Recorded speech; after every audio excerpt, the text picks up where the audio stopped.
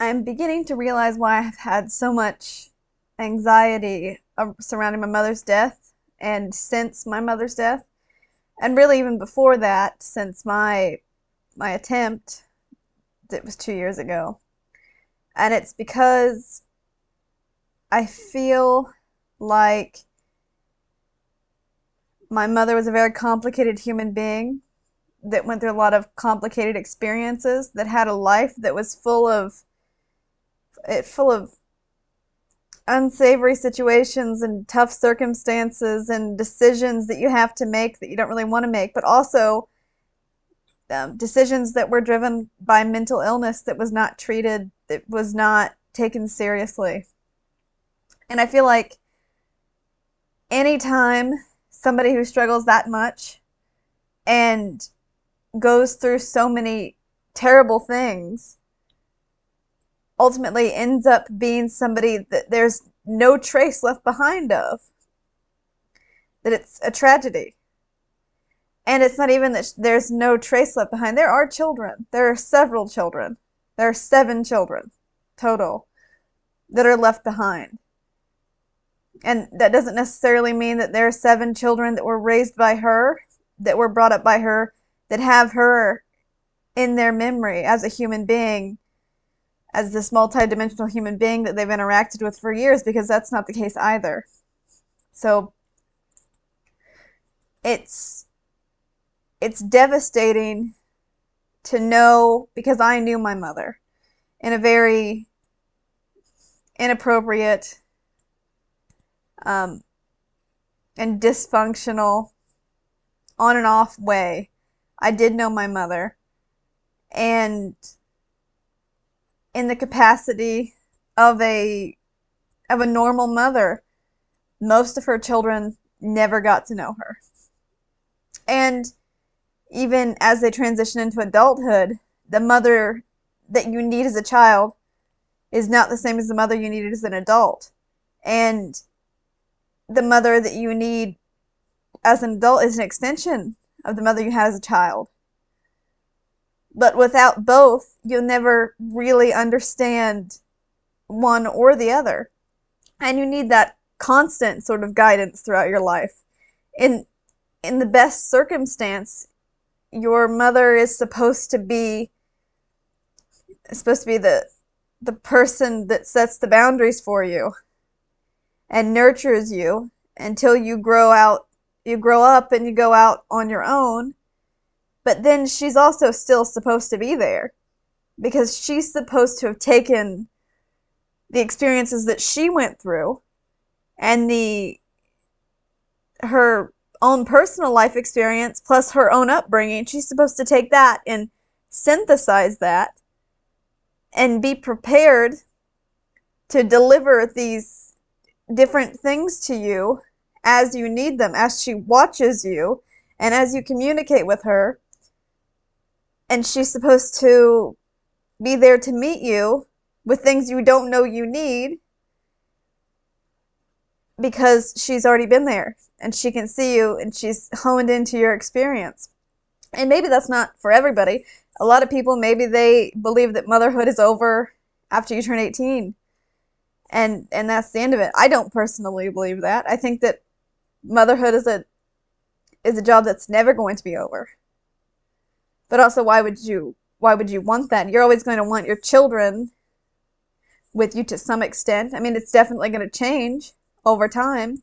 You're not going to be immediately involved hand feeding them for the rest of their life. But I feel like the really exciting part of motherhood is being able to fill in all the holes in you in somebody else. Because when you do that, they they don't walk around seeing all the things you can see and dealing with all the things that you deal with and feeling the way that you do on the inside.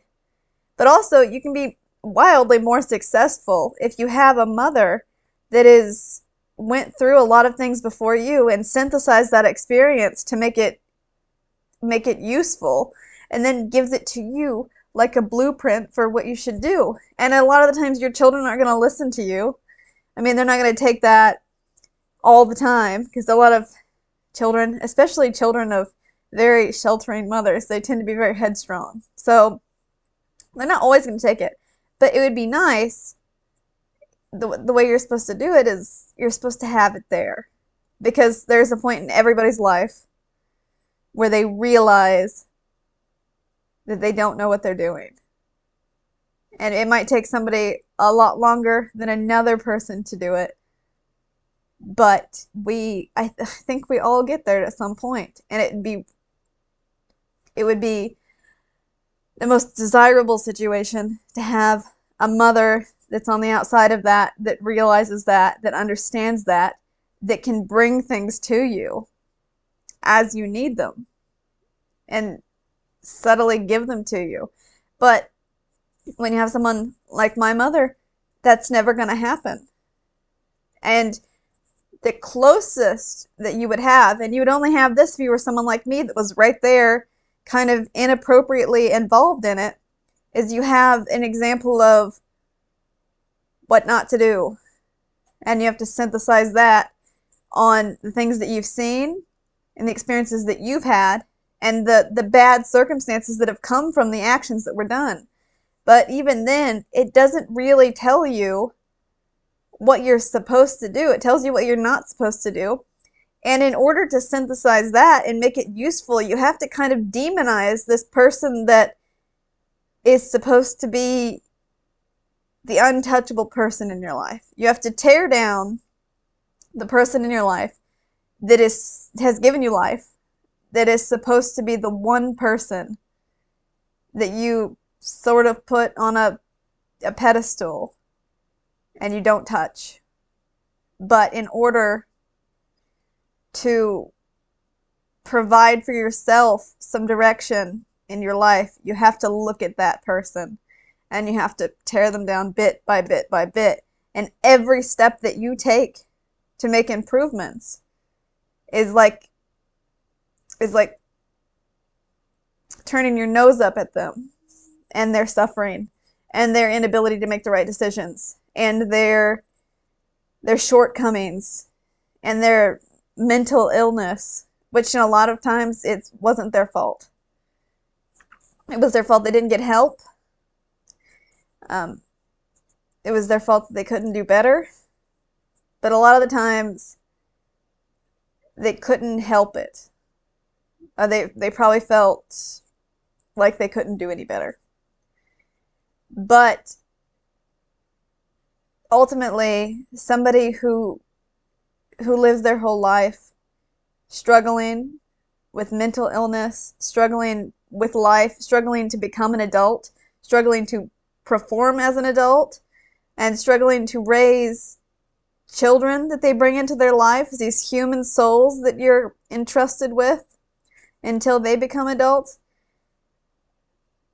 It's going through all those adverse experiences that could be so useful and could turn into something wonderful if you could get better to make that happen. But when you don't, and you just slowly slip out of the world and cease to exist, you take with you everything that you've experienced and every bit of life you've lived and everyone you've ever touched, and it amounts to nothing.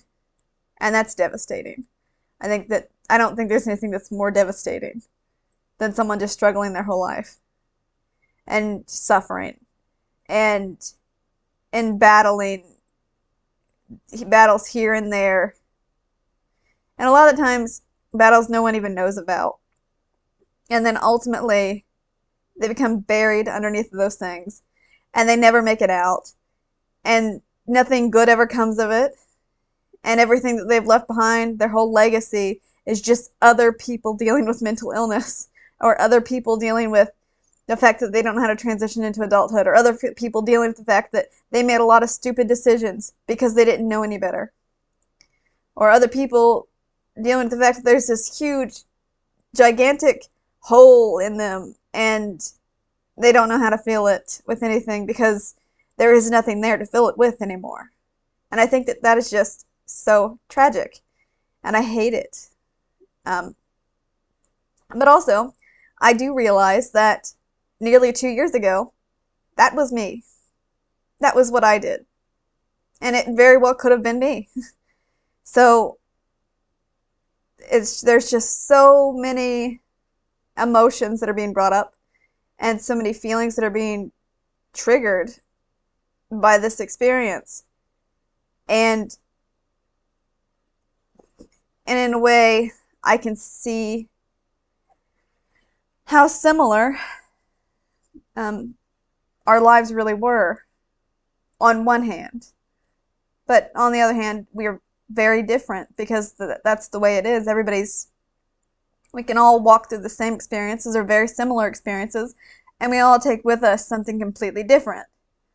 But it's important and it's devastating when you don't have the chance to get better and take those experiences, good, bad, and ugly, to bring it together with maybe beliefs that you picked up from dealing with those things and things that you believe to be true, to synthesize those things and come up with a belief system out of that, or a way of life that you want to live, or things that you'd like to accomplish.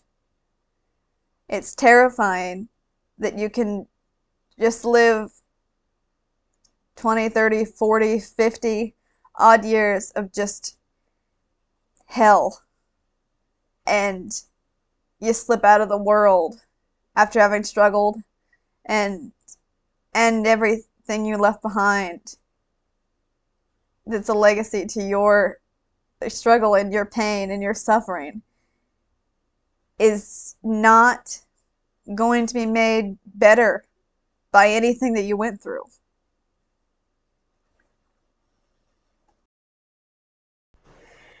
I remember post attempt, some of the thoughts that crossed my mind were the things that people were going to say about me, for my son to witness and see, to get an idea about me. And now I'm in this strange position where I, having known my mother, um, I'm sitting back and I'm watching everybody do it. And I'm seeing it and I'm reading it and I'm looking at the pictures, and I'm just horrified because it feels like I'm getting a front row seat to what could have been. And I don't hate, I'm not hating on anybody for saying nice things about my mother, because I'm sure she did have a great impact on some people out there. I know she had a profound impact on me, for better and for worse, because she was my mother. And I know that she's had a profound impact on people's lives, whether or not she was trying to do it. But the thing that I am concerned about is that I think my mother was a lot more, and I think everybody is a lot more than a couple of kind words that we said to a stranger when we were feeling desperate, or when we weren't being paid attention to in our own lives. I think we're all a lot more than that. And I think the things that make people the most lovable and um, the most impactful are the decisions they make and the way that they handle the worst parts of life. And that was where my heart was with my mother. Was It was with who she was during some of the worst parts of her life. It was who she was and how she dealt with feeling probably the most hopeless and alone that she could, and having to go through some experiences that were just completely god awfully terrible. And the mother that I loved was the mother that made it through those situations. She wasn't the woman that said something nice to somebody on a random day, or the woman that got into trouble with an old school friend when she was in her teenage rebellion. It was the woman that I saw picking herself up from a situation that nobody should ever have to deal with. And maybe she didn't do it exactly right. And maybe she made a lot of mistakes, which she did make a lot of mistakes, especially with me. So I feel like I can talk about it, but I feel like that part of her story just being completely left out of her legacy is, it would be tragic, because I think that you learn the most about who somebody was when they're in the face of adversity. Ultimately, I feel so disturbed by the fact that the worst parts, and maybe not even the worst parts, but the worst struggles, the things that made her human. I mean, and in some ways she was very not a great person to be around. But ultimately, what disturbs me the most is that who she was on her worst day is not being placed out there for her children to see. Because I know that as a mother, that who I am on my worst day is a whole lot more important to my children or to my child than who I am on my best day, because they're going to be thinking about me on the worst day of their life. So so I think it's really important for your children to be able to see the process that you go through and the progress that you make when you transition from the worst part of your life and you do the work to go upwards. It's so important to see that, because your children are learning from you. And if you can't do it, they're going to think they can't do it.